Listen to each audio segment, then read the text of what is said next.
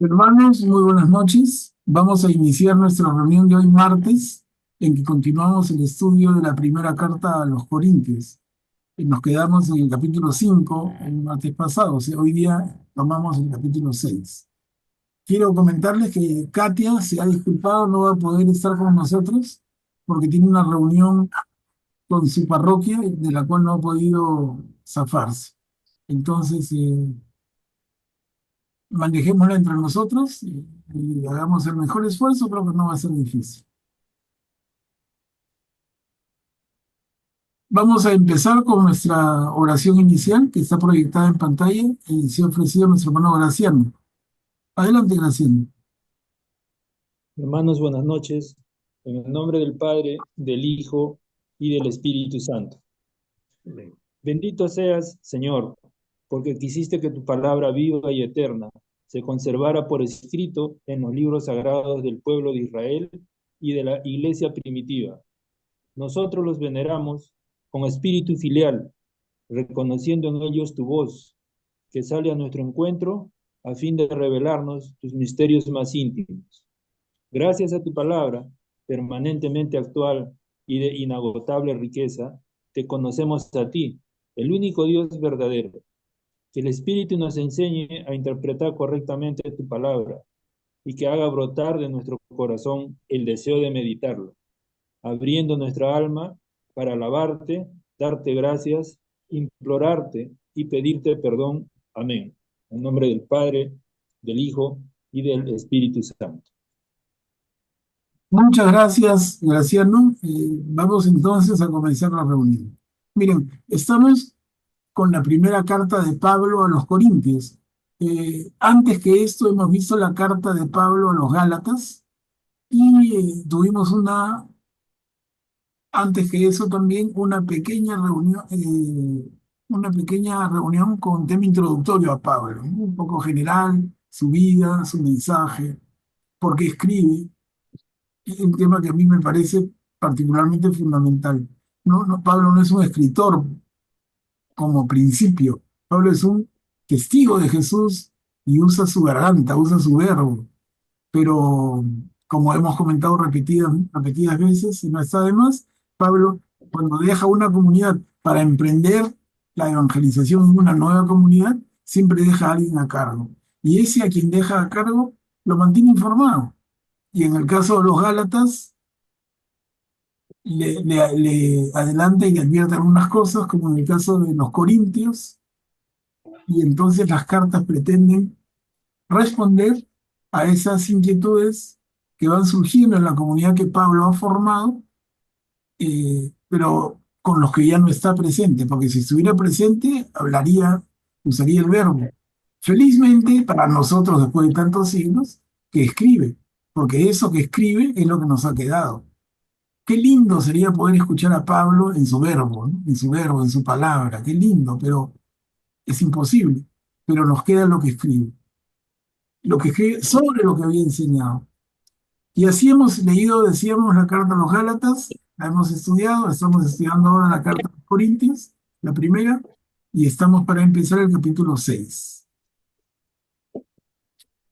El capítulo 5 quedamos en un tema que había en la comunidad de Corinto con un caballero que tenía relaciones con su madrastra, ¿no? Eso Pablo lo señala con mucha firmeza y con mucha fuerza. Hasta ahí nos quedamos. Entonces empecemos este capítulo 6 de la primera carta a los Corintios. Si tienes un pleito con tu hermano, acá podemos recordar el Evangelio. Cuando en el Evangelio según Mateo, recuerdan en el Sermón de la Montaña, cuando Jesús enseña que si estás acercándote al altar y recuerdas que tienes un problema no resuelto con tu hermano, detente, regresa, arregla el problema con tu hermano primero y luego acércate al altar. Una enseñanza clarísima de Jesús y está en el Evangelio según Mateo. Ahora vamos a ver en Pablo si tienes un pleito con otro hermano. ¿Quién puede leer, por favor?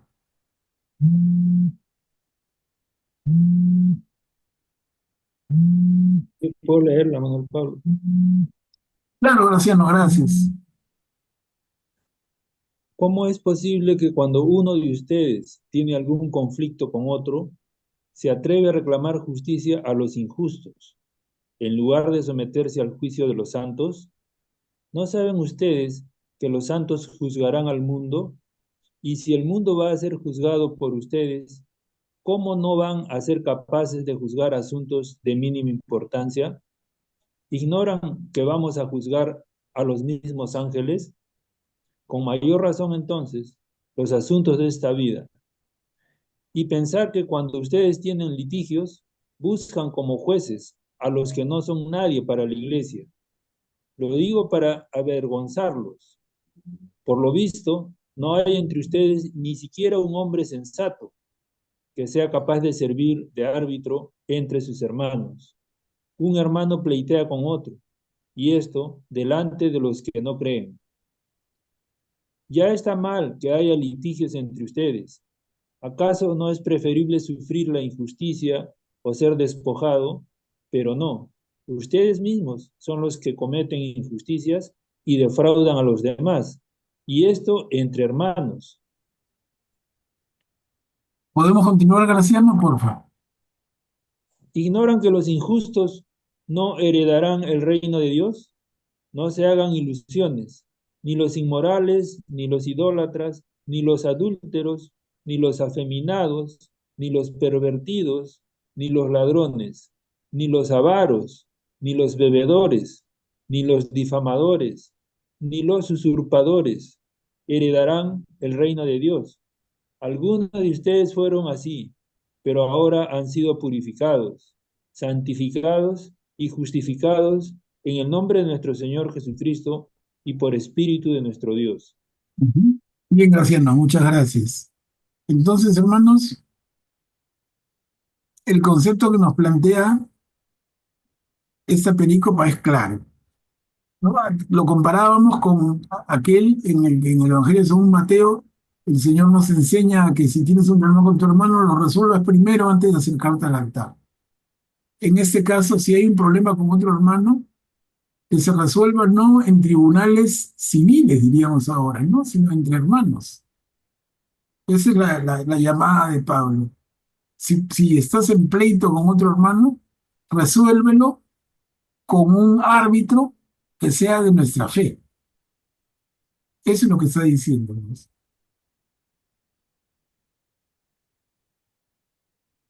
Entonces, como leyó muy bien Graciano en esta segunda diapositiva, no se hagan ilusiones, ni los inmorales, ni los idólatras, ni los adúlteros, ni los afeminados, ni los pervertidos, ni los ladrones, ni los avaros, ni los bebedores, ni los difamadores, ni los usurpadores heredarán el reino de Dios.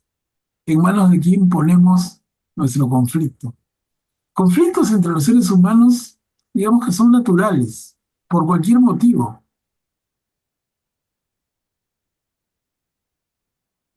desde aquel tipo, imagínense, ¿no? Entonces, ¿cómo lo resolvemos? No sé si hay algún comentario que quisieran ustedes hacer. Bienvenido.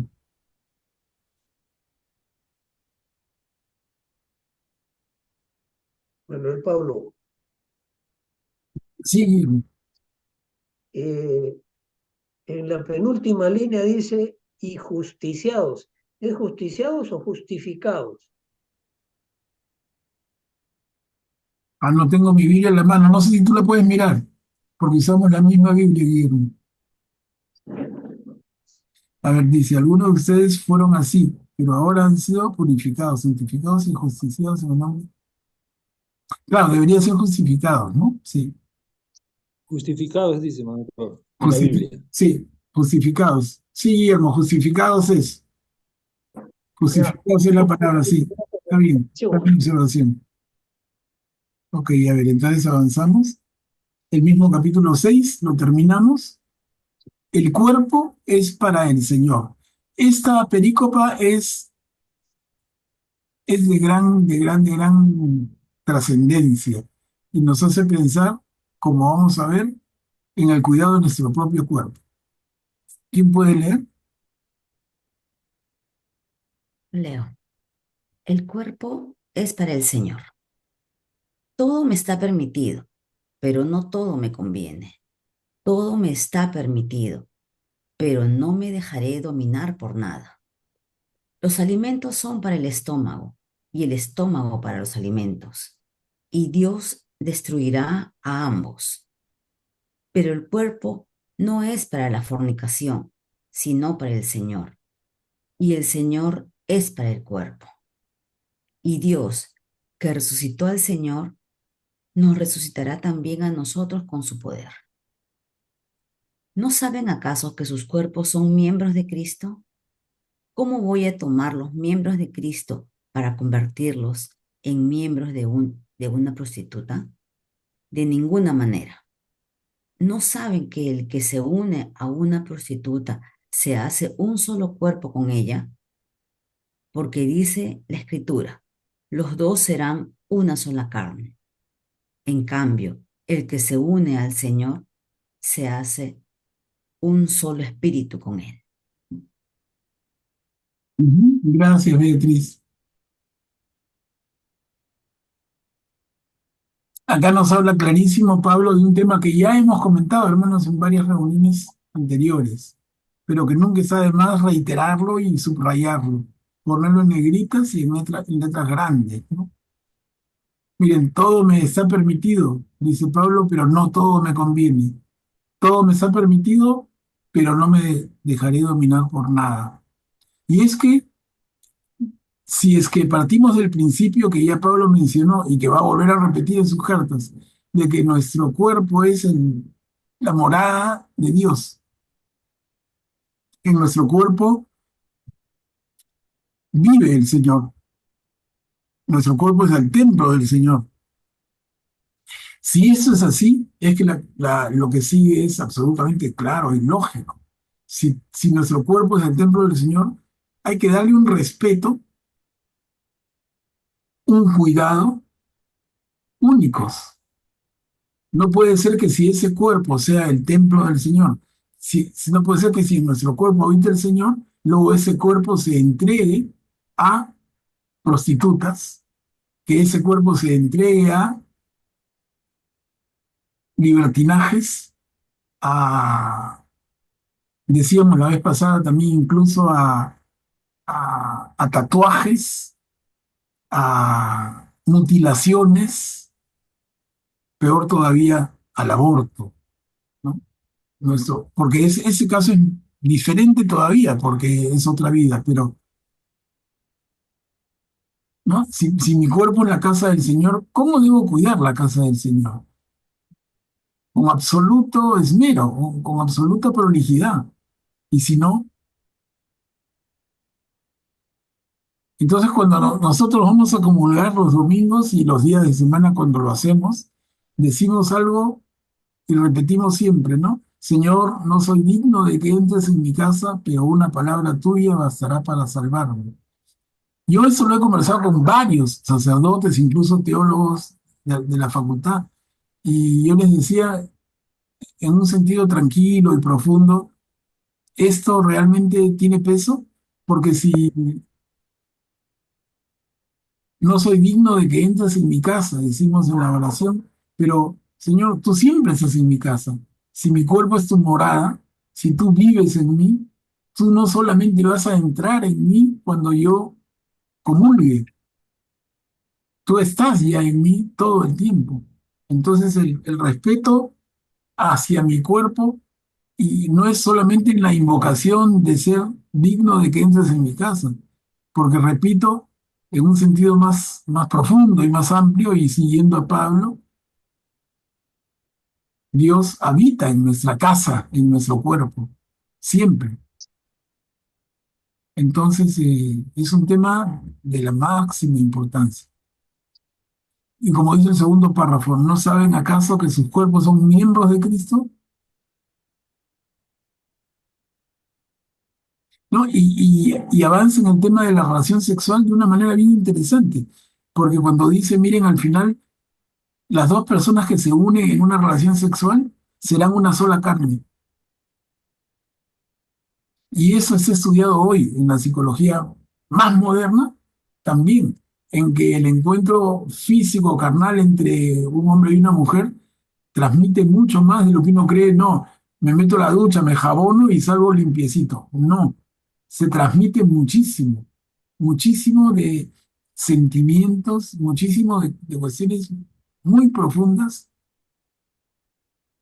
y eso dice la ciencia de hoy. Pero miren desde cuándo ya Pablo, a partir de Jesús, nos lo reitera. Los dos serán una sola carne. Cuidado. ¿Y qué? ¿Y el jaboncito con el agüita tibia borran eso? No lo borran. Cuidado, ¿no? Es una alerta total. Si tu cuerpo es la casa del Señor, esa casa del Señor la profanas o la respetas. Es tremendo mensaje. Sí, está la mano de Guillermo. Adelante, Guillermo. Bueno, Pablo, tú acabas de decir que el Señor mora constantemente en nosotros, en nuestro cuerpo. ¿Qué pasa cuando uno comete un pecado mortal? ¿El Señor sigue morando o el pecado lo aleja a él de nuestro cuerpo? Oh, ya. Es un excelente tema, Guillermo, es un excelente tema y yo te digo mi posición. Podemos estar en diferentes posiciones, pero yo digo, el Señor habita en nosotros independientemente de cuán pecadores seamos. El peor pecador tiene a Dios adentro. Lo que pasa es que el Señor se hace chiquitito y se agazapa detrás de la conciencia, detrás del alma, ¿no? Ahí está pedacito. Pero basta que ese pecador se arrepienta y diga, Señor, perdóname, y ese Señor que ya está adentro de él le abre los brazos y lo abraza internamente, ¿no? Como el Padre misericordioso. El Padre nunca deja de amar a su Hijo, por más que el Hijo pidió el adelanto de herencia, fue y la malgastó y no dio cuenta de su vida por un tiempo, y el Padre sufriendo y extrañándolo. El Padre siempre lo amó, el Padre siempre lo esperó. El Señor siempre está con nosotros, y si estamos en pecado, igual está. Y entonces cuando nos arrepentimos, nos confesamos y somos perdonados, el Señor desde adentro tuyo te abre los brazos y te abraza el corazón con su calor. Pero digo, es mi posición, podría no ser la de todos, por eso nos escuchamos. Adelante, Augusto. Podría ser que también es que ese espacio que tenemos dentro de nosotros, al pecar, lo llenamos de pecado, ¿no? Y empujamos el espacio que debería ser para el Señor, lo empujamos al Señor a un rincón, ¿no? Y como dice Manuel Pablo, lo vamos haciendo, no es que el Señor sea chiquito necesariamente, sino que nosotros lo vamos empujando y lo vamos haciendo chiquito, ya no escuchamos su voz. Y se vuelve tan chiquito a veces para algunas personas y tienen tanto ruido dentro, tenemos tanto ruido dentro de nosotros a veces que no escuchamos la voz del Señor, no escuchamos la voz del Espíritu Santo, ¿no? Porque ese ruido como si lo cubriera, ¿no? Y hay ciertos momentos donde esa voz sale a relucir, pero es muy difícil a veces realmente escucharla y tomar acción de lo que escuchas, ¿no? Porque a veces escuchamos la voz, esa pequeña y silenciosa voz, pero a veces no le hacemos caso. Ujú. Así es, Augusto, bien dicho, ¿no? Entonces a Jesús, al Señor lo arrinconamos, podríamos decir, lo arrinconamos, lo escondemos en el rincón más oscuro y húmedo de la casa donde no llega una gota de luz. Y como bien dice Augusto, y no lo escuchamos, le damos la espalda. Pero es como el ejemplo que les puse en alguna oportunidad anterior, recuerdo, eh, esa, en esas ciudades donde hay climas, o en esas zonas del mundo donde hay climas muy extremos, y que en el invierno cae la nieve. Y cuando cae la nieve, todo se cubre de blanco y tú no ves ninguna planta. Pero al primer día de primavera, la nieve se derrite y en el primer día de primavera brota una florcita y brota otra florcita. Y tú dices, ¿de dónde? ¿Alguien ha venido a sembrarlas? Y no, el proceso es maravilloso. Es que esas florcitas se han eh, guarecido dentro de la tierra, se han cobijado de una manera maravillosa. La naturaleza es realmente creación de Dios. Y esa plantita que se protege, se autoprotege y espera el buen clima y vuelve a brotar. Y eso es, para mí, la representación más clara del Señor dentro de nosotros en el pecado y luego libres del pecado. Pero a ver, damos la palabra. ¿Alguien más que quisiera, por favor, intervenir?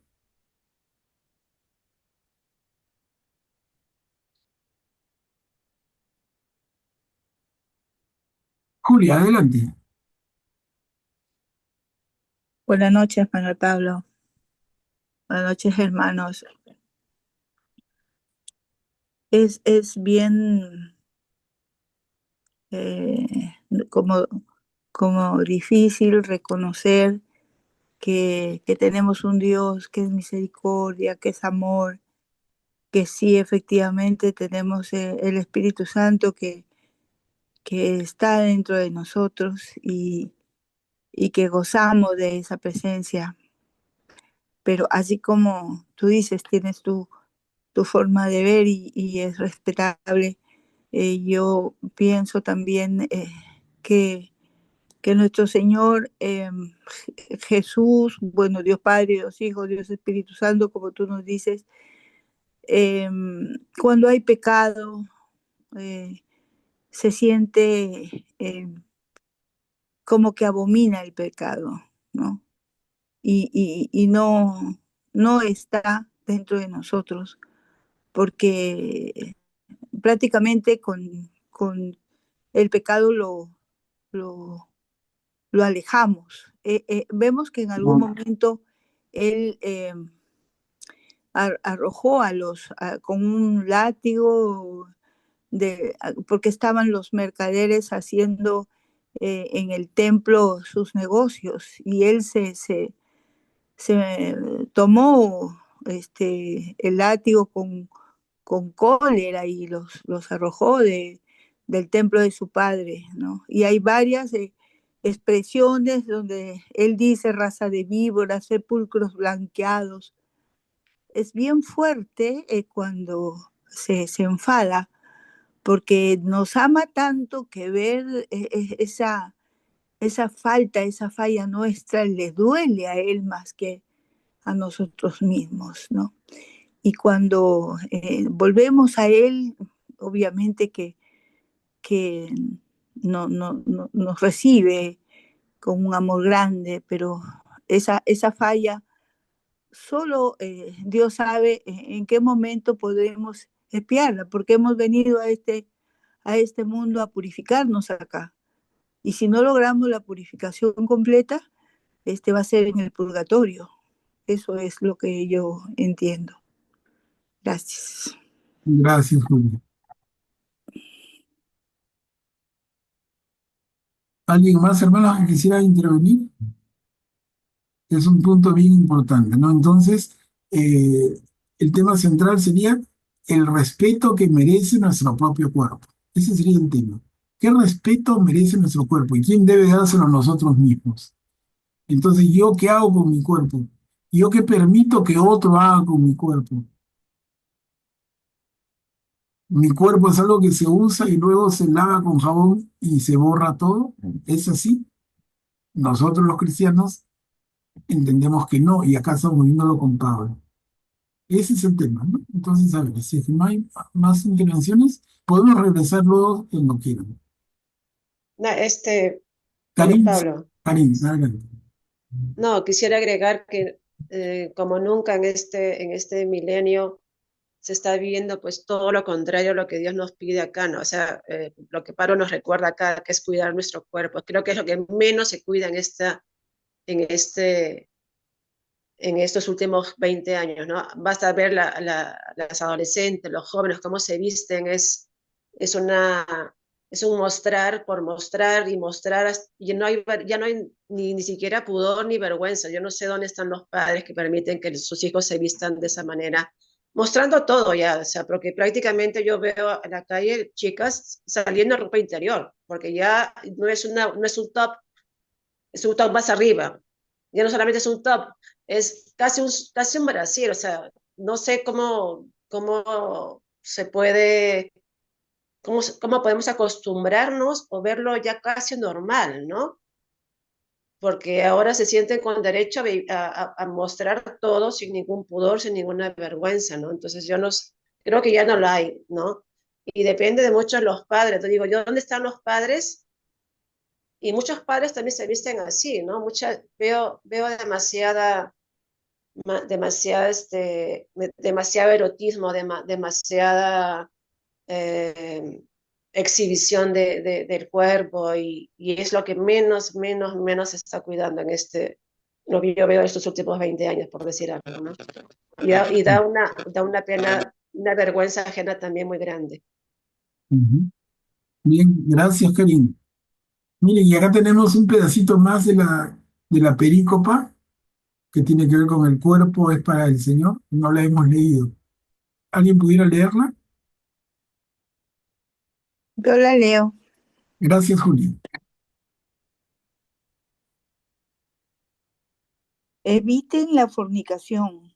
Cualquier otro pecado cometido por el hombre es exterior a su cuerpo, pero el que fornica peca contra su propio cuerpo.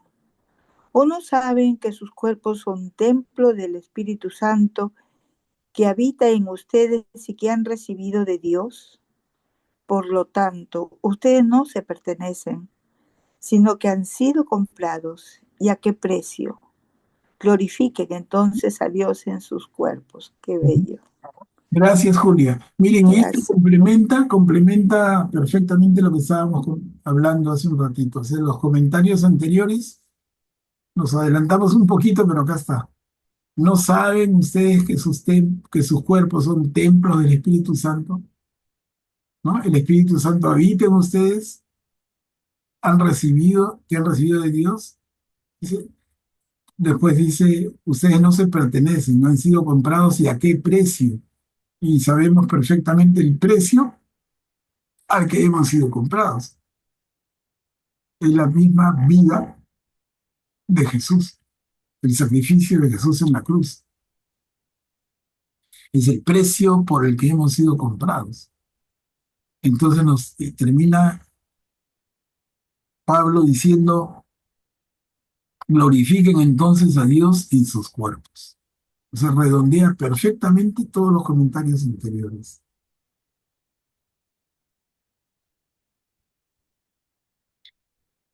Si hubiera un comentario, si no, continuamos. Capítulo 7. Perdón, Augusto, adelante. No, solo una cosita, de donde dice eviten fornicación y en la anterior película también mencionaba fornicación.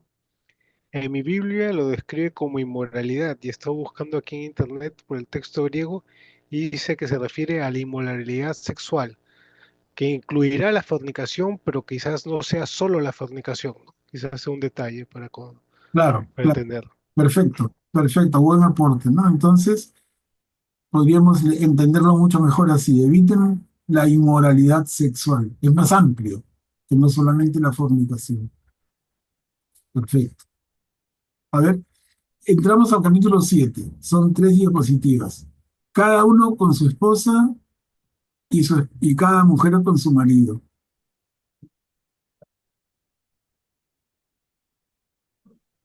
Buenas noches. ¿Puedo leer? Adelante, Carmela, gracias. Ahora responderé a lo que ustedes me han preguntado por escrito. Es bueno para el hombre abstenerse de la mujer. Sin embargo, por el peligro de incontinencia, que cada hombre tenga su propia esposa y cada mujer su propio marido.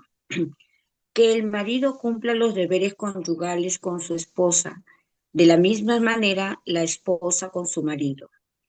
La mujer no es dueña de su cuerpo, sino el marido. Tampoco el marido es dueño de su cuerpo, sino la mujer. No se nieguen el uno al otro, a no ser de común acuerdo y por algún tiempo, a fin de poder dedicarse con más intensidad a la oración. Después vuelvan a vivir como antes, para que Satanás no se aproveche de la incontinencia de ustedes y los tiente. Esto que les digo es una concesión y no una orden. Mi deseo es que todo el mundo sea como yo, pero cada uno recibe del Señor su don particular, unos este, otros aquel. Ujú. Bien, Carmela, vamos a seguir leyendo, pero a ver, porque esta es la primera de 3 diapositivas, pero aquí hay algunas cositas que comentar, ¿no? Sobre todo, no sé, cuando termina diciendo, mi deseo es que todo el mundo sea como yo, pero cada uno recibe del Señor su don particular, unos este, otros aquel, ¿no? Cuando Pablo dice, mi deseo es que todo el mundo sea como yo, ¿se entiende? Mi deseo es que todo el mundo sea como yo. ¿Pablo qué era? ¿Era casado o era soltero? Sabemos que era soltero. Soltero. Era soltero y era casto. Entonces, Pablo vivía como viviría un sacerdote actual, soltero y con voto de castidad. Así vivía Pablo. Entonces Pablo dice, mi deseo es que todos vivan así como yo. Mi deseo, ¿no? Pero luego que cada uno dice, recibe del Señor su don particular. Entonces, si alguno puede, y lo va a decir después con más fuerza todavía, si alguno puede mantenerse puro y casto, está bien, excelente. Y el que no, cásese y sea fiel en su matrimonio.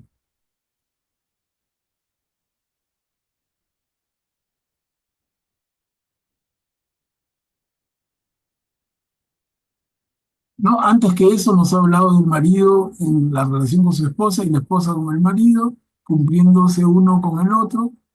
Lindo, al final del primer párrafo, la mujer no es dueña de su cuerpo, sino el marido, y tampoco el marido es dueño de su cuerpo, sino la mujer. Graciano, adelante. Gracias, Manuel Pablo. A mí me llama la atención bastante en el segundo párrafo que dice, no se nieguen, a no ser que sea de común acuerdo, a fin de dedicarse con mayor intensidad a la oración. O sea, el objetivo es totalmente espiritual, ¿no? Este, en contraposición de lo que muchas veces ocurre ahora, ¿no? Si no nos va bien, nos separamos y luego vemos, ¿no? Este, yo creo que eso nos llama la atención o nos debe llamar la atención mucho ahora, sobre todo en tiempos actuales, ¿no?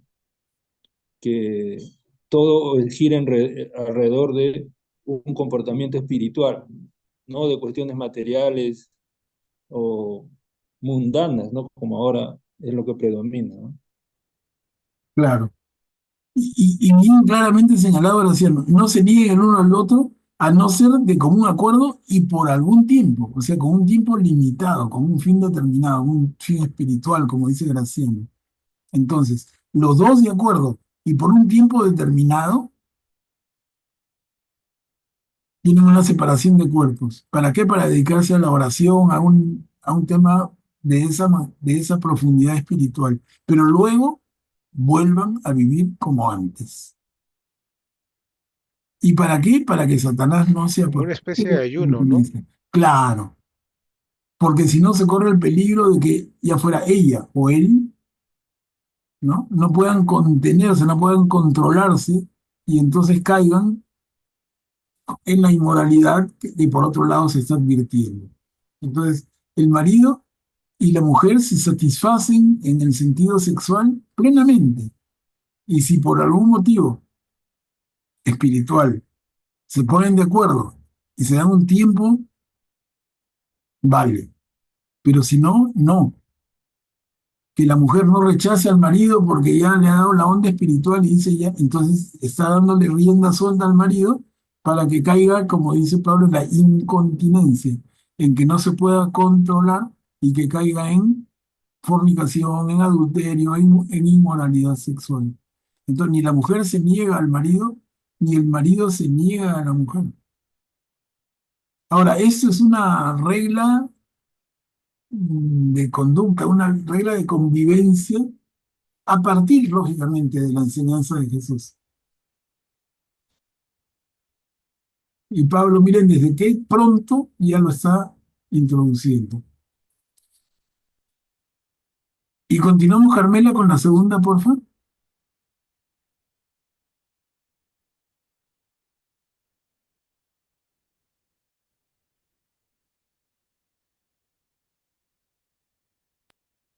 Yo leo. A ver, adelante. Cada- a, a los solteros y a las viudas les aconsejo que permanezcan como yo, pero si no pueden contenerse, que se casen. Es preferible casarse que arder en malos deseos. A los casados, en cambio, les ordeno, y esto no es mandamiento mío, sino del Señor, que la esposa no se separe de su marido. Si se separa, que no vuelva a casarse, o que se reconcilie con su esposa, y que tampoco el marido abandone a su mujer. En cuanto a las otras preguntas, les digo yo, no el Señor. Si un hombre creyente tiene una esposa que no cree, pero ella está dispuesta a convivir con él, que no la abandone. Y si una mujer se encuentra en la misma condición, que tampoco se separe de su esposa, porque el marido que no tiene fe es santificado por su mujer, y la mujer que no tiene fe es santificada por el marido creyente. Si no fuera así, los hijos de ustedes serían impuros, en cambio están santificados. Gracias, Marisol. Pablo dice, a los solteros y a las viudas les aconsejo que permanezcan como yo, en castidad. Pero si no pueden contenerse, que se casen. Ahora, eso es muy interesante, pero yo quisiera añadir algo porque que no está acá, pero está definitivamente en la mente de Pablo cuando escribe esto. Y eso está bastante estudiado. ¿Qué había detrás de esto en el paradigma, en la mirada del mundo de Pablo? Lo que había era una parucía cercana. O sea, hay la firme creencia en ese tiempo de que la segunda venida de Jesús era muy cercana. Tanto así que Jesús en el Evangelio, ¿no?, nos dice que algunos de ustedes van a estar vivos cuando yo regrese. Algo así lo dice en otras palabras, pero ¿no? Si alguno, entonces eso origina dudas y dice, ¿y qué pasa con el que muere? Porque como que iba a ser tan cercana a su segunda venida que la expectativa de la gran mayoría, si no de todo, era que estar vivos cuando Jesús regresara. Entonces, si tenemos en mente eso, yo digo, si la segunda venida de Jesús es pronta, y yo lo entiendo porque soy seguidor de Jesús, entonces, si soy soltero, me quedo soltero. Si estoy casado, permanezco casado. ¿No? El tiempo es tan breve que no cambies tu condición civil. No es el tiempo de una vida regular, es el tiempo de la segunda venida, de la parucía que era en el concepto muy cercano. Y eso es un elemento que ayuda a entender esto. Y otras cosas que Pablo va a seguir diciendo. Entonces, si puedes permanecer soltero, permanece. Claro, si el Señor ya viene. Si estás casado, permanece casado. Repito, si el Señor ya viene. ¿No? Y veamos aquí en la tercera. Sí, tú mismo, Marisol, puedes terminar de leerlo. Sí, Señor. Pero si el cónyuge que no cree desea separarse, que lo haga. Y en ese caso, el cónyuge creyente no permanece ligado al otro, porque Dios nos ha llamado a vivir en paz. Después de todo, ¿qué sabes tú que eres la esposa, si podrás o no salvar a tu marido, y tú y tu marido sí podrá salvar a tu mujer? Claro, gracias, Marisol. Entonces, miren, ¿no? Aquí tenemos conceptos importantes. Si tú eres seguidor de Jesús y tu mujer no comparte tu fe, pero está dispuesta a seguirte, no te separes. Aunque lo hemos visto acá,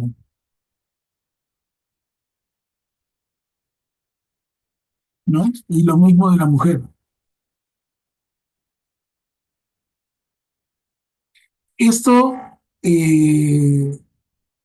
entra en conflicto. ¿Se acuerdan de Esdras en el Antiguo Testamento, cuando en el retorno de los israelitas a Jerusalén, gracias al edicto de Ciro, el rey persa, regresan de Babilonia, que sería un segundo retorno, porque el primer retorno es la primera entrada a la Tierra Santa se da desde la salida de Egipto, y la segunda entrada es el retorno a Jerusalén con la salida de Babilonia, ¿no? Entonces, en ese segundo retorno es que se forma el pueblo judío como tal, y Esdras, el sacerdote, hace un tremendo énfasis en el hecho de que las parejas deben ser de judío con judía. Y si tu pareja no es judío o judía, recházalo y que se vaya con sus hijos. Tema que ya hemos estudiado, sobre todo con el grupo de los jueves, en detalle. Acá Pablo es mucho más abierto. Sí, Graciela, adelante. Gracias, Manuel Pablo. Justamente iba a comentar lo que acabas de decir, ¿no? Esto entra en contraposición con Esdras, ¿no? Con la actitud que ellos tuvieron en ese momento de ser más, digamos, no juntarse con otros paganos o con otras razas, ¿no? Y acá Pablo, bajo la enseñanza y la influencia de Jesús, tiene una mente más abierta, más inclusiva, diríamos actualmente, ¿no? No tan sectaria, ¿no? De aceptar incluso no creyentes dentro de un matrimonio, que es una cosa bien fuerte, digamos, ¿no? Un creyente con una no creyente o viceversa, ¿no? Es una cosa que actualmente se ve bastante y hay que tener, como se dice, tolerancia muchas veces, ¿no? Para tener en la familia una persona que no cree, sea la esposa o algún familiar más cercano. Ujú. Sí, Graciela, muy bien dicho, muy bien dicho. Está en esta diapositiva, la segunda, en el segundo párrafo, ¿no? A ver, lo volvemos a leer. En cuanto a otras preguntas, les digo yo, no el Señor. O sea, es Pablo el que dice, no, ojo, esas no son palabras de Jesús, son palabras mías, dice Pablo. Si un hombre creyente tiene una esposa que no cree, pero ella está dispuesta a convivir con él, que no la abandone. Y viceversa con la mujer. ¿Cómo queda entonces el edicto de Esdras, el compromiso de Esdras, el compromiso al que lleva al pueblo judío Esdras? Jesús es judío, pero es un judío con una mentalidad, miren, en esto también, mucho más abierta. Entonces acá no rechaza que el hombre creyente tenga una mujer no creyente o la mujer creyente tenga un marido no creyente, en la medida en que la pareja esté dispuesta a convivir con él y preocuparse entonces por su evangelización y por la formación de los hijos. Es un tema difícil, claro. Mucho más fácil es agarrar el hacha y cortar. Digo, a ver, si esta mujer no cree, que se vaya, y se vaya con los hijos. Entonces yo no contamino mi pura religión, mi pura fe. Pero eso fue lo que hizo ella, así que realmente podríamos nosotros, por lo menos, no sé, a mí me produce una serie de sensaciones muy difíciles de digerir, ¿no? Esa dureza. Si tu pareja, si tu mujer o tu marido no comparten tu fe, en términos judíos, si no son judíos, que se vayan. Y que se vayan con los hijos que han procreado. Durísimo, ¿no? Acá el pensamiento de Pablo, y Pablo lo dice, como decíamos, al comienzo del segundo párrafo. Les digo yo, no el Señor. A ver, vamos a ver algunas intervenciones. Ceci, adelante.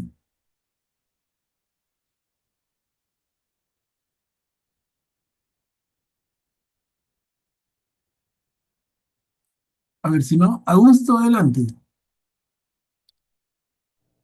Eh, Aquí el principio de Pablo sería prácticamente que el creyente no debe separarse porque uno no sabe si Dios lo está utilizando como herramienta para convertir al no creyente, ¿no? Entonces, darle esa posibilidad al no creyente de que pueda convertirse. Ahora, si el no creyente es el que se separa, ahí sí, digamos, se aplica el privilegio paulino, ¿no? En el que ya prácticamente la persona está libre, ¿no?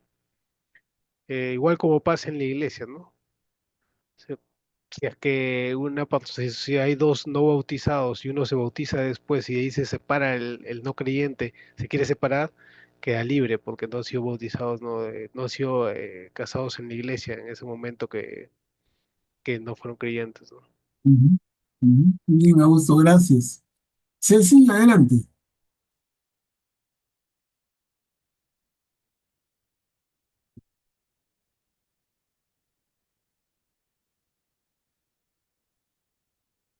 Ceci, Sí, a ver. disculpen, buenas noches. Miren, en cuanto a lo del segundo párrafo, lo que más me gusta es esta parte que dice que los hijos están santificados, aún así, solo siendo creyente, sea el esposo o la esposa, ¿no? Y bueno, ahí ya entra a tallar, creo, mucho esa parte de Santa Mónica, ¿no? Que oraba tanto por la conversión de su esposo, de su marido, y de San Agustín, pues, ¿no? Uno de los más grandes santos que tenemos. Este, de alguna manera yo no conocía esta parte en la Biblia y sí me llena de alegría porque en el día a día uno se topa con muchas personas que viven en esta condición, ¿no? Y sí es bueno saberlo para poder alentarlos, ¿no? Alentarlos a que oren por la conversión de su pareja, ¿no? Y sobre todo esa satisfacción, esa alegría inmensa de saber que los hijos están santificados, aún así, dentro de este matrimonio, ¿no? Esa era mi único aporte que quería hacer. Claro, gracias, Ceci. Gracias, importante, importante Gracias. que lo resaltes, que nos quede a todos clarito.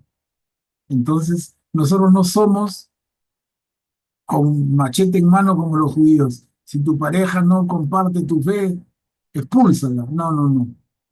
No, no, no. Ahora, nos queda siempre la tarea, y eso hay que tenerlo claro, ¿no? La tarea de catequizarla, de traerla a nuestra fe, de hablarle del Señor. Y en el amor que une a la pareja y en la buena relación, en el buen trato, en el cariño, con las palabras adecuadas, más que seguro que la pareja, sea la mujer o el hombre, ese es el caso, se va a acercar al Señor y formar a los hijos en nuestra fe, pero no ser tajantes y lapidarios, como lo fue Esdras a partir de la institución del judaísmo, que me parece a mí personalmente terrible, ¿no? Un, un dejarlo, es como arrancarte los brazos, ¿no? Si tu mujer no es judía, bótala. Y si tus hijos han nacido de esa mujer, que se vayan con ella. Pasen, qué durísimo, qué durísimo. Graciano, adelante. Manuel Pablo, en la última línea, dice que los hijos serían impuros si son producto de dos padres no creyentes, ¿no? Eso es lo que entiendo. En cambio, si uno de los padres por lo menos es creyente, entonces los hijos estarían santificados por ese padre creyente. Claro, claro. Pero a mí me parece también bastante fuerte, ¿no? Calificarlos de impuros por los defectos o faltas de los padres, ¿no? Y actualmente todos sabemos que hay muchas personas, hijos de infidelidades, ¿no? En lo personal me ha tocado conocer un caso en mi familia de un familiar que tuvo un hijo extramatrimonial y todos estuvimos de acuerdo en atenderlo y tratarlo de la mejor forma, ¿no? No pensamos nunca de que era impuro, tal vez nosotros no conocíamos esto, ¿no? Pero la idea fue eh, que el hijo no pues pague los hierros, las faltas del padre, ¿no? Y en este caso, yo supongo que la impureza se refiere al tema espiritual, ¿no? Desde el Claro. punto de vista de la fe, ¿no? Claro, supongo. Gracias. claro, Graciela, porque además cada ser humano que nace es libre y es una experiencia nueva y pura y propia. Entonces, ese joven que luego se convertirá en un hombre o una mujer adulta va a poder, en su plena libertad y en su libre albedrío, escoger su camino. ¿Cómo le vamos a negar y decir que estás condenado por haber nacido de una relación incestuosa o una relación, perdón, adúltera? ¿Por qué va a estar condenado el hijo? El hijo escoge su camino. Y si escoge la fe de Cristo, ¿quién le puede decir que no? Tienes razón. Augusto, adelante. Yo creo que aquí, cuando habla de impureza, está contrastando el pensamiento judío de la época con lo nuevo, ¿no? Él le está diciendo que no, o sea, como diciendo, bajo el pensamiento normal ustedes serían impuros, pero en cambio están santificados, ¿no? Porque uno de ustedes, uno de la, uno de los miembros de la pareja, digamos, digamos, por él mismo, por la fe que él tiene, se va a santificar al hijo, ¿no? No creo que esté diciendo que los niños sean impuros, sino está haciendo un contraste entre cómo era el pensamiento judío de la época y cómo es el nuevo pensamiento que Jesús propone, ¿no? Ujú. Perfecto, Augusto. Y repetir algo que ya tenemos claro, pero que es que los hijos no heredan los pecados de los padres. Eso es absolutamente así, ¿no? Cualquier otra idea no es cristiana. Bueno, y eso lo leímos. Y eso que se refirió a Santa Mónica, muy lindo, la esposa podrá salvar a su marido, incluso se menciona a su hijo, por el marido y el hijo de Agustín. O Santa Rita, el marido de Santa Rita es un caso muy mencionado en la iglesia, ¿no? Como en la oración de Santa Rita convierte a su marido en el final de sus días. A ver, seguimos con el capítulo 7 de la primera carta a los Corintios. Cada uno viva como el Señor le asignó. Miren, eso tiene que ver con lo que hablábamos del Pablo, de la parucía cercana. A ver, ¿quién puede leer? Manuel Pablo, yo leo, ¿ok? Gracias, Luis, adelante. Cada uno viva como el Señor le asignó. Fuera de este caso, que cada uno siga viviendo en la condición que el Señor le asignó y en la que se encontraba cuando fue llamado. Esto es lo que prescribo en todas las iglesias. Si un hombre estaba circuncidado antes que Dios lo llamara, que no oculte la señal de la circuncisión. Si el llamado lo encontró incircunciso, que no se circunde. Lo que vale no es la circuncisión, sino cumplir los mandamientos de Dios. Que cada uno permanezca en el estado en que se encontraba cuando Dios lo llamó. ¿Eras esclavo al escuchar el llamado de Dios?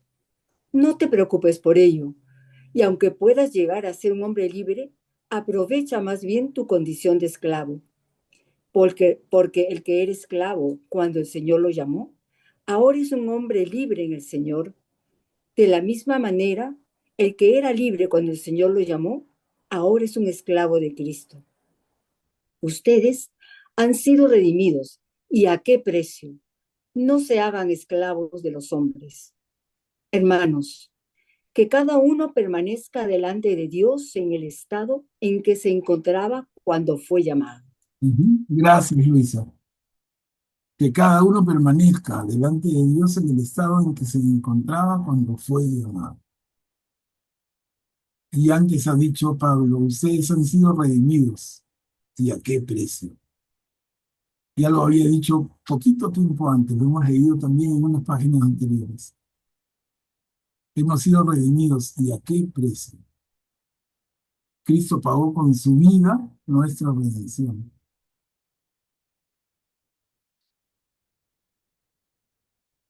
Manuel Pablo, Sí, Karim. ¿podrías retroceder la diapositiva anterior para saber cómo termina? Porque comienza con el principio de la diapositiva, tiene que ver con el final de la otra, porque dice fuera de este caso, ¿no? O sea, quiero saber a qué se refiere con ese. eh, Esa es la final, creo, ¿no? Esta es la anterior. Mi deseo es que todo el mundo sea como yo, pero cada uno reciba el don particular. Ya. Dice, y comienza el siguiente como fuera de este caso, o sea, está haciendo referencia a algo anterior. ¿Se refiere a eso? A mi deseo que todo el mundo sea.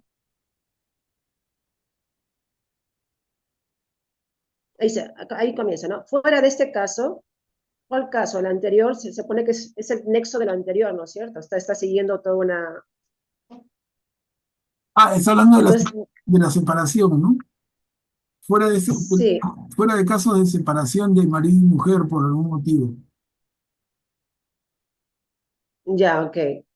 Claro, o sea, ¿por qué se podía separar el marido o la mujer si es que la iniciativa parte del no creyente, ¿no? Entonces Pablo le da luz verde. Si el miembro de la pareja no creyente quiere separarse, que lo haga. Pero fuera de este caso, que cada uno siga viviendo en su condición. La condición que el Señor le asignó y en la que se encontraba cuando fue llamado. Ya, Soltero pero eso, y casado. pero eso cómo se relaciona con la conversión. O sea, no habría entonces en ningún momento una conversión, eh, porque una conversión te lleva a un cambio de vida, ¿no? O sea, ¿cómo se reflejaría tu conversión si sigues viviendo con lo mismo? No lo llego a conectar del todo, o de repente no tiene conexión lo que estoy pensando. No llego a entender porque son casos diferentes. Que el que está casado permanezca casado, que el que está soltero permanezca soltero. Ahora, el caso particular es aquel que estando casado con una pareja, ella o él, que no comparte la fe, y es ella o él que no comparte la fe la que decide separarse. Y en ese caso Pablo dice, procede. Pero si depende del creyente, que el creyente haga todo el esfuerzo y el creyente como que cubrirá con su sombra, en el mejor sentido, a la pareja no creyente y dará la fe a los hijos. O sea, tan positivo es el mensaje. El caso que no contempla es el caso de una pareja de un creyente y una no creyente, en la cual la parte no creyente es la que decide separarse. Ese es el caso que Pablo como que dice ya, abro la puerta y salgo. Pero si no, no, si no hacemos el esfuerzo. Y hay que hacerlo hasta el final y con toda la seriedad y con toda la voluntad. No sé si te queda claro, Karim. Sí, pero, o sea, como más adelante dice, si el llamado lo encontró incircunciso, o sea, que nunca no era judío de nacimiento, que no se circuncide, o sea, que lo deje así. Entonces, ¿cómo se muestra la conversión? O sea, ya no sería necesario un signo de conversión en ese sentido, Pero porque se debe quedar como estaba. no, pero acaso, a ver, aclaremos. Está bien la duda, porque la pueden tener otros hermanos. ¿Acaso la circuncisión marca la conversión? Justamente ese fue el tema que Pablo llevó a la reunión en Jerusalén, que le llamamos el primer concilio de Jerusalén en el año 50, ¿no? Y lleva ese punto en discusión con los apóstoles en Jerusalén que estaban presididos por Santiago. Oye, ¿es necesario que un pagano que quiera convertirse en seguidor de Jesús se circuncide? Y Pablo dice, yo creo que no, y da sólidas razones. Yo creo que no. Y entonces hasta nos referimos a Jeremías, el profeta de 500 siglos antes, que afirma la verdadera circuncisión es la del corazón. Y ahí está la conversión. Entonces la conversión no se define a partir de la circuncisión, eso sería absolutamente judío o judaizante, digamos, ¿no? Que un incircunciso, uno no circuncidado, pueda ser seguidor de Jesús, pueda convertirse a seguidor de Jesús, absolutamente, absolutamente bienvenido. No sé, Augusto, tú levantabas tu mano, quizá puedas complementar. No, sí, sí, era para él. Sí, casi exactamente.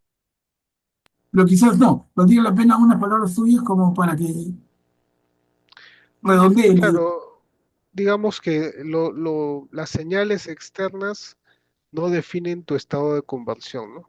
Digamos, el estado de conversión comienza internamente y se manifiesta externamente, pero no en, digamos, en ponerte, digamos, un anillo o una cruz o un rosario, digamos, llevándolo a términos actuales, ¿no?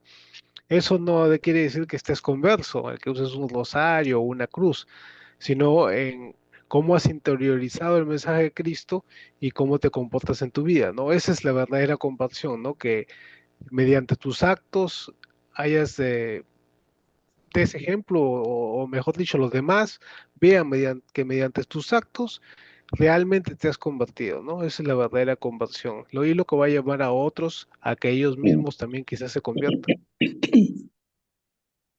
Ujú, ujú. Gracias, Augusto. ¿Alguien más, hermanos? Miren qué temas tan interesantes. Profesor Manuel Pablo, Sí, adelante. profesor Manuel Pablo, yo tengo una inquietud. A ver, Marisol.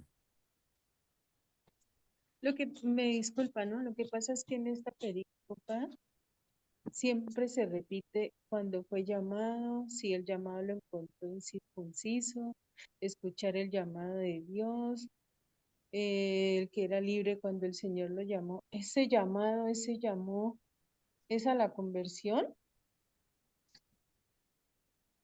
A ver, claro, es el momento en que tú conoces a Jesús, en el momento en que tú decides seguirlo. Ese es el momento. En que Ah, tú tienes 10 años, 15 años, 20 años, y quizás nunca conociste al Señor de una manera. En el colegio alguien habló, en la casa, pero tú no hacías caso, tú estabas en otras notas. Uno decía, no, yo soy agnóstico, yo no creo en nada, o no sé qué creer, me parece una tontería. Pero en algún momento de tu propia vida, y esto pasa con cada uno personalmente, en algún momento de nuestra vida recibimos el llamado. A los 15, a los 20, a los 25, ¿en qué momento de tu vida te pasó? Algunos hasta mayores y ya pintando canas. ¿En qué momento te sucedió que recibiste el llamado y aceptaste la invitación? Porque como hemos recordado varias veces, esa famosa frase del Evangelio también, que dice, muchos son los llamados, pocos los elegidos. ¿Por qué? Porque todos somos llamados en alguno y otro momento, pero somos pocos los que decidimos seguir ese llamado. Y esa es la decisión libre, la libertad de cada uno de nosotros. El Señor nos invita y nosotros decidimos seguirlo. ¿En qué momento tú decides seguirlo? Ese es el momento del llamado, ¿no? Entonces, a partir de ya. ahí, claro, a partir de ahí, Marisol, pienso yo, tampoco no tengo la verdad absoluta ni mucho menos, pero pienso yo, a partir de ese momento que tú decides seguir la invitación de Jesús, empieza tu conversión, que es un proceso largo y que puede tomar muchos años. Pero el proceso de conversión comienza a partir de que el Señor te invita y tú decides seguirlo. Quizá el Señor te pasó invitando muchos años y durante muchos años lo rechazaste, estabas distraída, estabas pensando en otra cosa, estabas con urgencias, con apremios o con cosas del mundo, ¿no? Que tengo que comprarme un carro, que tengo que meterme en este tema, en un crédito, que tengo muchas preocupaciones antes que pensar en Dios. Pero el Señor siempre te llamaba, siempre te invitaba. En el momento que tú decides seguirlo, en ese momento empieza tu camino de conversión. Y eso es, pienso yo, lo que Pablo se refiere. Pero a ver, escuchémonos, ¿no? Escuchémonos, el tema es muy amplio. Augusto, Ya, adelante. muchas gracias. No, Muchas no, gracias. sí, Marisol, escuchémonos un poquito más. A ver. Augusto, adelante. Y solo para añadir que hay que tener en cuenta que en esta época que habla Pablo, el proceso de conversión y el bautismo estaban íntimamente unidos, ¿no? Aquí eran personas, la mayoría mayores, que se convertían y a veces se convertían junto con toda su casa, es decir, con los niños también, pero era un proceso en el que si se convertían, si se bautizaban, es porque ya estaban entrando en ese proceso de conversión, es porque ya habían aceptado a Jesús, porque estaban decididos a apostar por esta fe que les llenaba, ¿no? Entonces, incluso si bautizaban a toda su casa, incluyendo los niños, ellos mismos se encargaban, los padres en este momento, en este caso que se compartían, de enseñarle la fe a los niños. Entonces, esa semilla era plantada en ese momento. Por eso el proceso hable es el llamado, ¿no? Para ellos el llamado, de repente una persona lo podría haber escuchado a Pablo de repente a los 38 años. Y en ese momento que siente algo con lo que dice Pablo que resuena con él, ¿no? Y habla con Pablo y decide bautizarse, o lo catequiza un poco, sigue escuchando a Pablo y decide en un momento bautizarse. Ese es el llamado en el que habla Pablo, ¿no?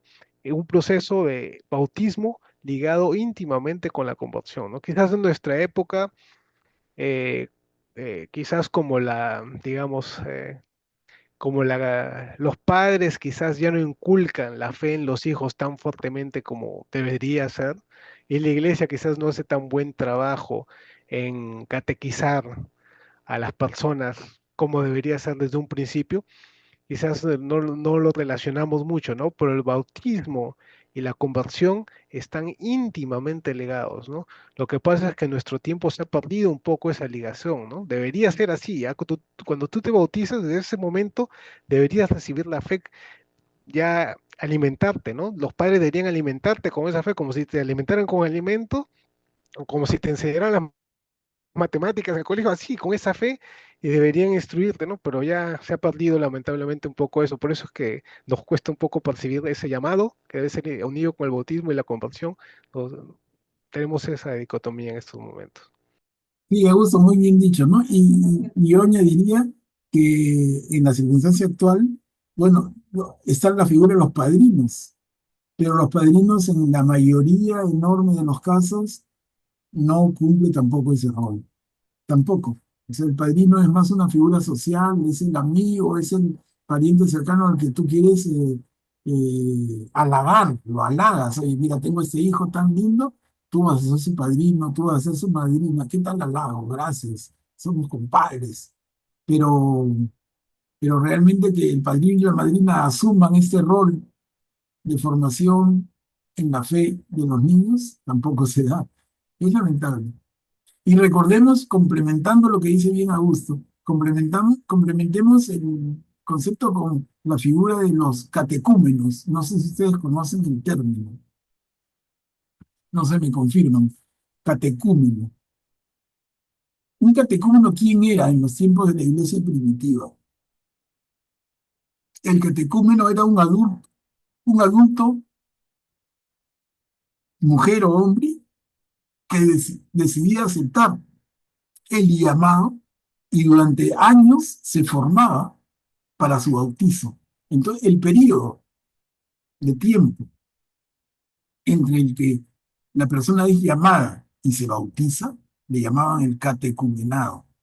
Y la persona que estaba en ese proceso era un catecúmeno, no era un cristiano todavía, porque es cristiano a partir de que se bautiza, pero era catecúmeno en la medida en que había recibido el llamado, lo había aceptado, pero se estaba preparando. Y esa preparación, hermanos, pueden chequear en libros, investiguen un poco. Duraba años, años tomado. Hoy, la iglesia, desde hace mucho tiempo, optó por bautizar desde niñitos, a las semanas de nacido. Entonces la criatura no tiene ningún uso de razón, no entiende nada. Y por eso ahora viene, cuando la niña y el niño ya son jovencitos, ¿no? En los 14, 15 años viene la confirmación, que sería el sacramento, justamente ya la niña y el niño, el muchacho o la muchacha, digamos, de 14, 15, deciden libremente, conscientemente, y luego de una formación, de una catequesis, logran decidir su fe. Entonces confirman su fe. Y ese sería el sentido. Son temas bien importantes. No sé, ¿alguien más que quisiera intervenir? Yo, Manuel Pablo. Julieta, adelante. Yo en mi casa, bueno, todos son católicos, me he bautizado, mi mamá me enseñó a rezar el rosario, mi abuela me despertaba a las 5 de la mañana para que fuera a la resurrección del Señor, pero yo era una persona muy egoísta, todo para mí, primero yo, segundo yo, tercera yo, nadie dormía en mi cama, que no me cojan mis cosas. Entonces me invitaron a un retiro de Juan 23 y pues ya tendría 30 años más o menos, y allí conocí qué es lo que el Señor quería para mí. Entonces comencé a ir a Manchay a, a enseñarles a rezar el rosario. A todos los del cerro bajaban, nos reuníamos en una casa de una señora que nos prestó y rezábamos el rosario, les leía el catecismo.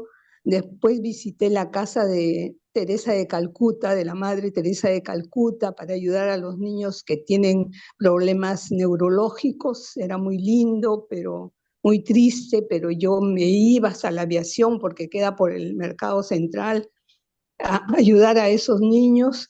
Después fui a la iglesia que queda en Salaberry, a esa capillita que nunca dejan al Santísimo solo, y hacía vigilias, me quedaba a dormir para cuidar al Señor.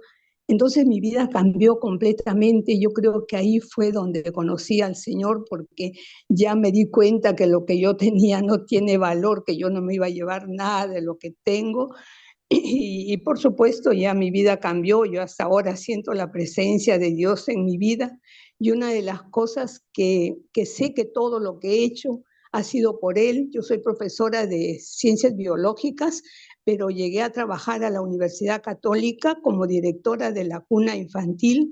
Trabajé 33 años con niños de 0 meses a 3 años. Fue el trabajo más hermoso que Dios me regaló. Entonces, todas esas cosas, yo siento que la presencia de Dios está en mí, que siempre Él me ha estado guiando, que todo lo que tengo lo he conseguido por Él. Incluso el domingo pasado que estuve en misa y no sé por qué se me salió una lágrima, y cuando voy a comulgar, el padre se dio cuenta que mi ojo estaba así lagrimoso y me tocó en la mejilla dándome la comunión y me dijo: no llores. Entonces esas cosas que son pequeñas, uno siente la presencia de Dios en nuestras vidas. Eso realmente es muy lindo para mí, que realmente llegué a conocer al Señor. Antes no lo conocía, por más de que era bautizada, que mi mamá me enseñó a rezar, pero no lo conocía porque era muy egoísta. Mi vida se cambió con el retiro de Juan 23. Eso quería aportar. Julieta, muchísimas gracias por tu compartir, importantísimo, gracias. Miren qué lindo. Bueno, y acá terminamos el capítulo 7 con 3 diapositivas. ¿Estás casado? No intentes separarte. O sea, la idea continúa, pero estamos en la misma línea. ¿Quién puede leerlo? Yo leo. A ver, Ayese, gracias. Acerca de la virginidad, no tengo ningún precepto del Señor, pero hago una advertencia como quien, por la misericordia del Señor, es digna de confianza. Considero que por las dificultades del tiempo presente, lo mejor para el hombre es vivir sin casarse. ¿Estás unida a una mujer? No te separes de ella. ¿No tienes mujer? No la busques. Si te casas, no pecas. Y si una joven se casa, tampoco peca. Pero los que lo hagan sufrirán tribulaciones en su carne que yo quisiera evitarles. Lo que quiero decir, hermanos, es esto. Queda poco tiempo. Mientras tanto, los que tienen mujer vivan como si no la tuvieran. Los que lloran como si no lloraran. Los que se alegran como si no se alegraran. Los que compran como si no poseyeran nada. Los que disfrutan del mundo como si no disfrutaran, porque la apariencia de este mundo es pasajera. A ver, Ayese, muchas gracias. Miren, hay una frasecita por el medio. A ver si empezando el segundo párrafo. Lo que quiero decir, hermanos, es esto. Queda poco tiempo. Justamente, ¿no? Justamente la visión de una parucía cercana, de un segundo retorno de Jesús muy pronto. Queda poco tiempo. Entonces, si queda poco tiempo, lo que ha dicho tiene toda la fuerza. A ver, seguimos Perícopa, ¿estás casado? No intentes separarte. Yo no quiero que ustedes vivan sin inquietudes. El que no tiene mujer se preocupa de las cosas del Señor, buscando cómo agradar al Señor. En cambio, el que tiene mujer se preocupa de las cosas de este mundo, buscando cómo agradar a su mujer. Y si así su corazón, y así su corazón está dividido.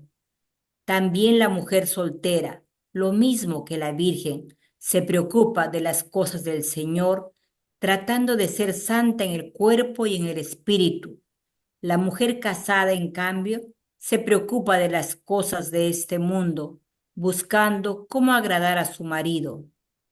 Les he dicho estas cosas para el bien de ustedes, no para ponerles un obstáculo, sino para que ustedes hagan lo que es más conveniente y se entreguen totalmente al Señor. Si un hombre, encontrándose en plena vitalidad, cree que no podrá comportarse correctamente con la mujer que ama y que debe casarse, que haga lo que le parezca y si se casan, no cometan ningún pecado.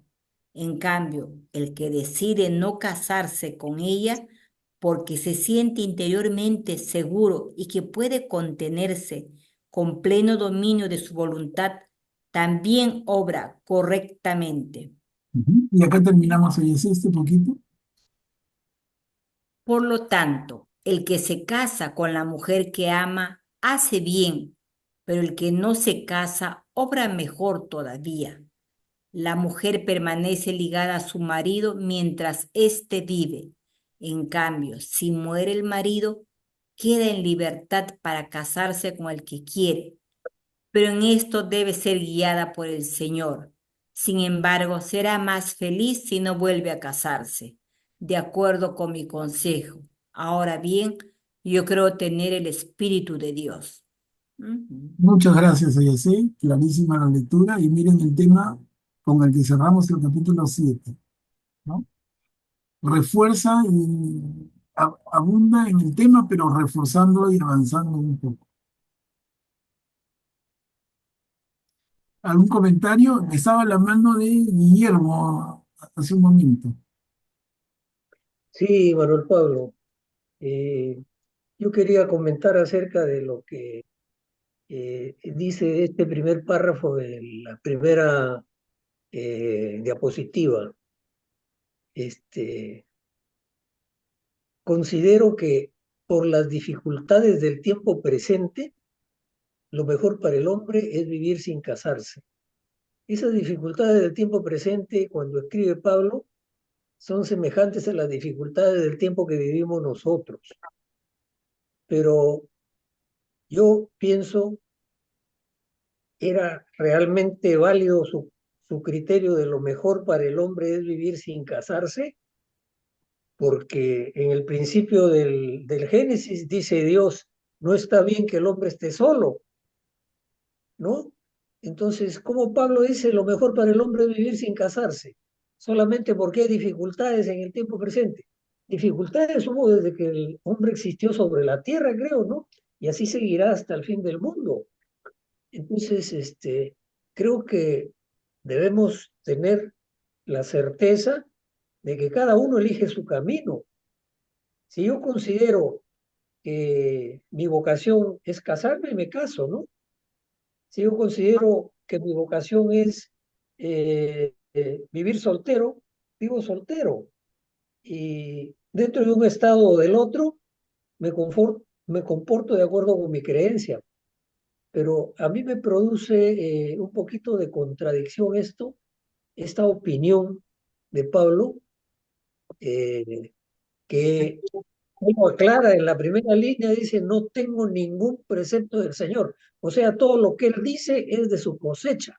Así Aquí no hay palabra de Dios. Es así, ¿no es cierto? es correcto. Entonces, esta es una opinión de Pablo nada más, ¿no? Y Es hay que correcto. tomarla, creo, literalmente como tal. Es correcto, Guillermo. Ahora, en defensa de Pablo, aunque yo no soy su abogado, ¿no? Pero creo que está claro por lo que hemos leído antes y resalté una frase en la anterior diapositiva. Queda poco tiempo. Eso es lo que falta en tu argumento, que estaba muy lógico. ¿Por qué Pablo nos pide tanto como permanecer solteros? Si desde el Génesis se dice lo contrario, y en fin. El tema es que Pablo tiene una mirada, como ya les comentaba antes, por eso relaciónenlo con esta frase: queda poco tiempo. El tiempo de la segunda venida del Señor es cercano. Y si Jesús va a venir, ¿y qué significa la segunda venida del Señor? El apocalipsis, el fin del mundo como lo conocemos. Eso es la segunda venida del Señor. ¿Pero para qué? ¿Para algo desgraciado y triste? No, para instalar el reino de Dios, para instalar el reinado de Dios, el reino del amor, la Jerusalén celestial. Eso es lo que Pablo ve como que va a suceder pronto, tanto así que, repito, dice, queda poco tiempo. En ese entendido es que se comprende esto, si no, no se entiende, pues. Es como yo lo veo, es como yo lo veo. Manuel Pablo, ¿me permites? Claro, Yo creo que esa expresión de Pablo de queda poco tiempo que está magnificada por los signos de admiración, me parece. No está magnificada, pero es muy clara, ¿no? Lo que quiero decir, hermanos, es esto: queda poco tiempo, o sea, ese es el concepto central de él. Y eso es aplicable a nuestro tiempo también, porque nosotros no podemos hablar de la parucía, sino debemos hablar de la vida de cada uno. Uno no sabe si el día que se acuesta va a amanecer vivo o ya no. Entonces, de lo único que disponemos es el día que comienza cuando nos despertamos y tenemos conciencia de que estamos vivos. Entonces, como se dice, somos dueños solamente del presente. El pasado ya quedó atrás, es historia. Y el futuro no sabemos si llegará o no llegará. Por lo tanto, es en el presente donde tenemos que hacer y realizar lo que debemos. Gracias. sí, es correcto, ¿no? Es correcto. Es correcto.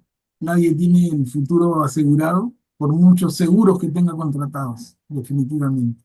Pero si tú tienes un concepto en tu cabeza de que el final de los tiempos como los conocemos está próximo, y no por nada negativo, repito, sino en el sentido cristiano positivo, el retorno, el segundo retorno de Jesús, la parucía, entonces se entiende a Pablo: permanezcan como están, el soltero soltero, el casado casado, no cambien su situación. Y esto va a traer consecuencias bien graves que luego Pablo va a tener que corregir él mismo.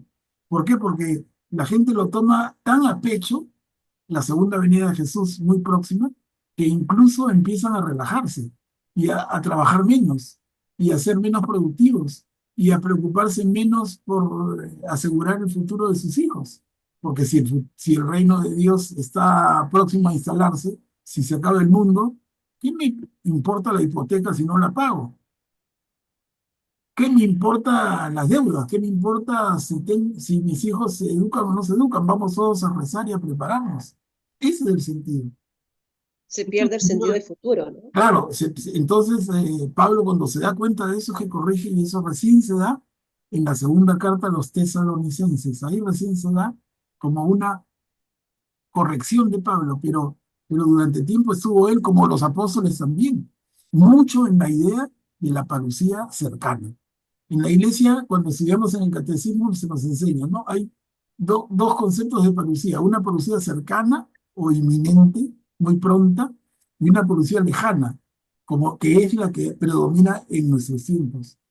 Nosotros nacemos, nos educamos, crecemos y finalmente nos desarrollamos y morimos en una serie de generaciones que tienen otro concepto de la parucía, del fin del mundo, y la vemos muy lejos.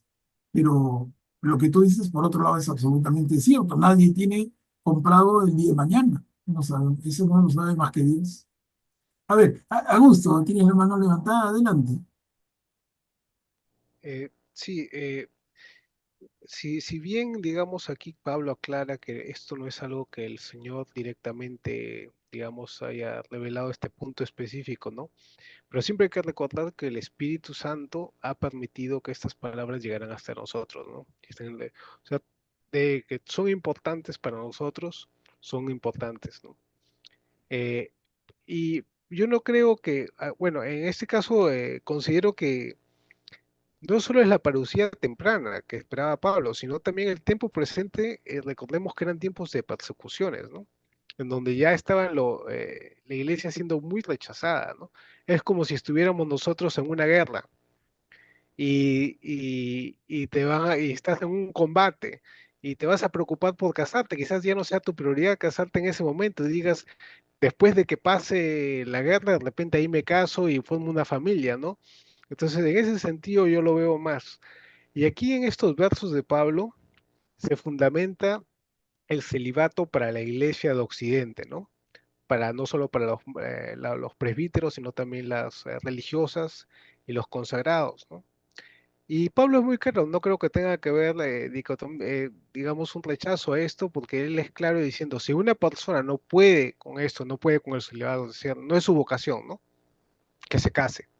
Pero para los que, digamos, pueden, le han dado Dios ese don de, de poder contenerse o de que les haga más fácil eso, sería bueno porque pueden dedicar toda su vida a Dios, ¿no? En ese sentido lo lleva Pablo, ¿no? Ya no tienen que dedicarse a la esposa, dedicarse a los hijos y aparte a Dios, sino todo lo dedican directamente a Dios, ¿no? Y eso es lo que ha tomado la Iglesia de Occidente para las religiosas, los consagrados, los presbíteros, ¿no? Vieron que era conveniente, si era una persona puede ser célibe, que se dedique completamente a su función, ¿no? A Dios, ¿no? Y eso y Pablo es el mejor ejemplo, ¿no? Que tuvo un apostolado completo y exclusivo a Dios, ¿no? Y hizo mucho. Ujú. Perfecto, gracias, Augusto. Miren, hermanos, entonces el tema cómo va para tanto. Y ya nos ha ganado la hora, son pasadas largas, ya las 9:30. Vamos a quedar aquí. Entonces, el día de hoy hemos estudiado juntos los capítulos 6 y 7 de la primera carta a los Corintios. Quedamos para el próximo martes el capítulo 8. ¿Sí? Quedamos aquí. Si alguien, por favor, pudiera hacer una oración final. ¿Puedo hacer la oración, Manuel Pablo? Sí, adelante, gracias.